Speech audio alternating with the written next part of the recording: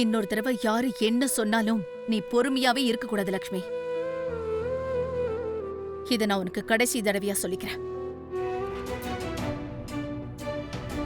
மித்ரா வரான் அரவிந்தா. அவனை இங்க உட்கார வச்சு சாந்தி பூஜையை பத்தி பேசலாம். இப்ப அத பேச வேண்டாம் மாமா. அத சொன்ன டிஃபன் கூட சாப்பிடாம போயிடுவாரு. இப்ப பேசலன்னா நம்ம எப்ப பேசுறது? கூடிய சீக்கிரம் நம்ம பூஜை ஆரம்பிக்கணும்ல. நாங்க பேசிக்கிறோமா, நீ ஒன்னும் டென்ஷன் ஆகாத. லக்கி, ரெடியா? நம்ம கிளம்பணும். மித்ரா, வந்து சாப்பிட்டு போ. மித்ரா, எனக்கு பசிக்கல டாட். ஆனா எங்களுக்கு உன் கூட சேர்ந்து சாப்பிடணும் போல இருக்குடா.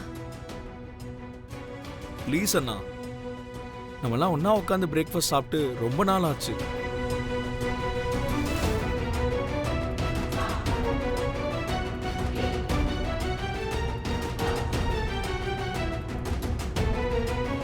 மித்ரா, நாளைக்கு உன்னோட ஷெட்யூல் என்ன? எதுக்குமா? நாளைக்கு கோயில்ல பூஜை இருக்கு மித்ரா, நம்ம எல்லாரும் போகணும். என்ன பூஜை?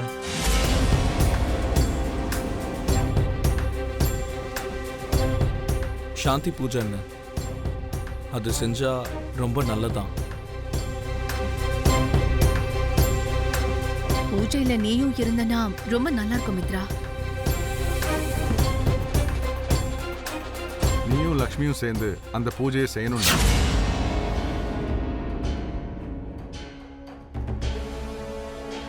அப்படின்னு நீ சொன்னியா? என்னாச்சு மித்ரா? ஏன் சாப்பிடாம எந்திரிச்சிட்ட? நான் தான் அப்பவே பசிக்கலன்னு சொன்னலம்மா. இப்ப எனக்கு சுத்தமா பசிக்கல.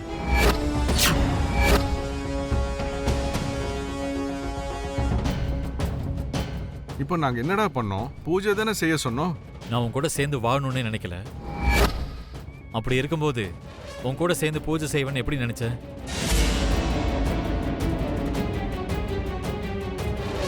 அது இல்லைன்னு. லக்கி, மித்ரா, நான் கார் கிட்ட வெயிட் பண்றேன், சீக்கிரம் வா. வந்துட்டேன்பா.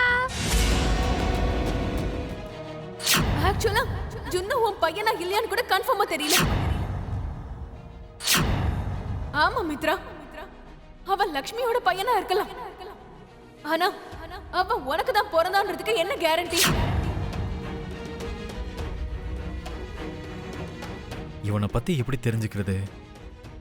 இவங்கிட்டே கேட்டுடலாமா?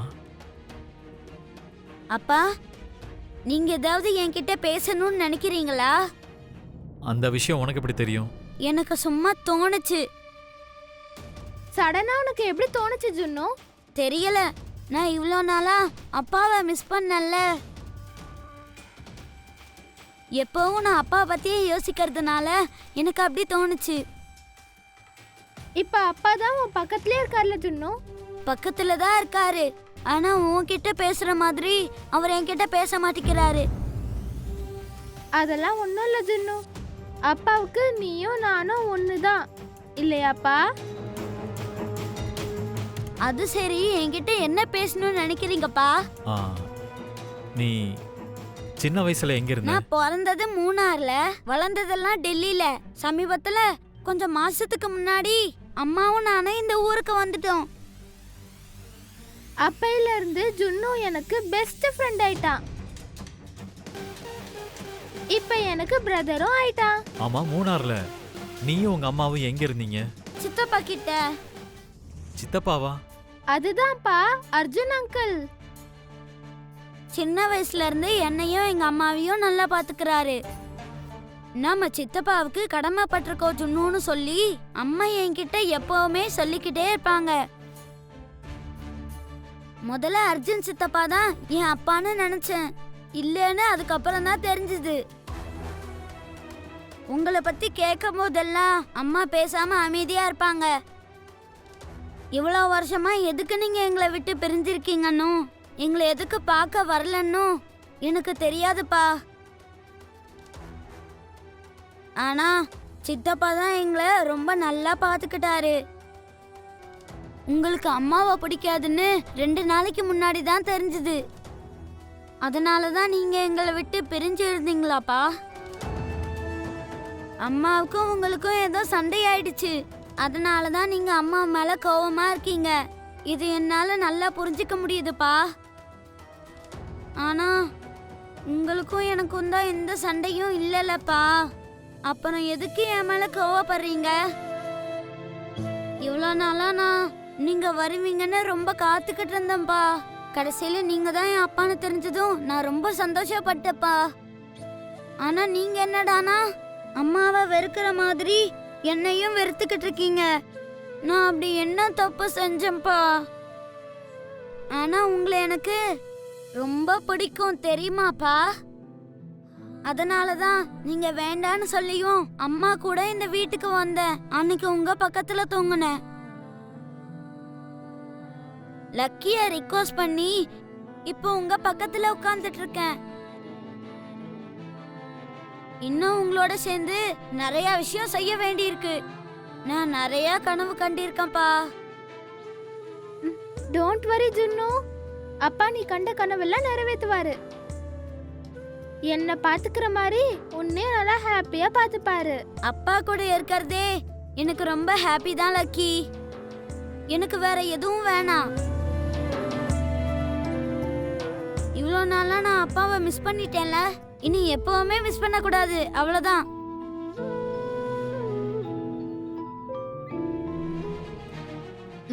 சாமி. சரிங்க சாமி.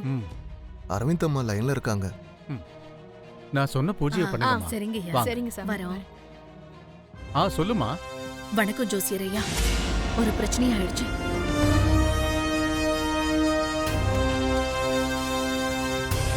மித்ரா சாந்தி பூஜையில உட்கார மாட்டேன்னு சொல்றான். அவன் கண்டிப்பா பூஜையில உட்காந்தே ஆகணும். நாங்க எவ்வளவு சொன்னாலும் அவன் கேட்க மாட்டேங்கிறான் ஜோசியரே. அத்தை போனை கொடுங்க. ம். ஹலோ ஜோசியரே, நான் லக்ஷ்மி பேசுறேன் ஜோசியரே. சொல்லுமா. சாந்தி பூஜைக்கு அவரை ஒத்துக்க வைக்க முடியல ஜோசியரே. வேற ஏதாவது பரிகாரம் இருக்கான்னு கொஞ்சம் பார்த்து சொல்றீங்களா? அதாவது தீ மிதிக்கிறது, உடம்பெல்லாம் அழகு குத்திக்கிறது, எவ்வளவு கஷ்டமானதா இருந்தாலும் பரவாயில்ல, நான் அது எல்லாத்தையும் செஞ்சிடுறேன். பேசாம இவ தண்ணியே இல்லாத கிணத்துல குதிச்சா ஒரு தொல்லை முடிஞ்சிரும்ல ஆண்டி. மித்ராவோட கண்டம் போகும்னு சொன்னா அவ அந்த காரியத்தை கூட செய்ய தயங்க மாட்டா. இங்க பாரு, நீ எவ்வளவு கடுமையான பரிகாரமானதாலும் செய்வ, அது எனக்கு நல்லாவே தெரியும். ஆனா இது புருஷன் பொண்டாட்டி சேர்ந்து செய்ய வேண்டிய பூஜை. அவர் பண்ண மாட்டேன்னு சொல்றாரு, நான் என்ன பண்ணட்டும்? நீ மித்ரா கிட்ட போனை கொடுமா, நான் சொல்றேன். அவரு இப்ப வீட்ல இல்ல. கொஞ்ச நேரத்துக்கு முன்னாடி தான் பசங்களை கூட்டிட்டு ஸ்கூலுக்கு போனாரு. என்ன, பசங்களை கூட்டிட்டு போயிருக்காரா?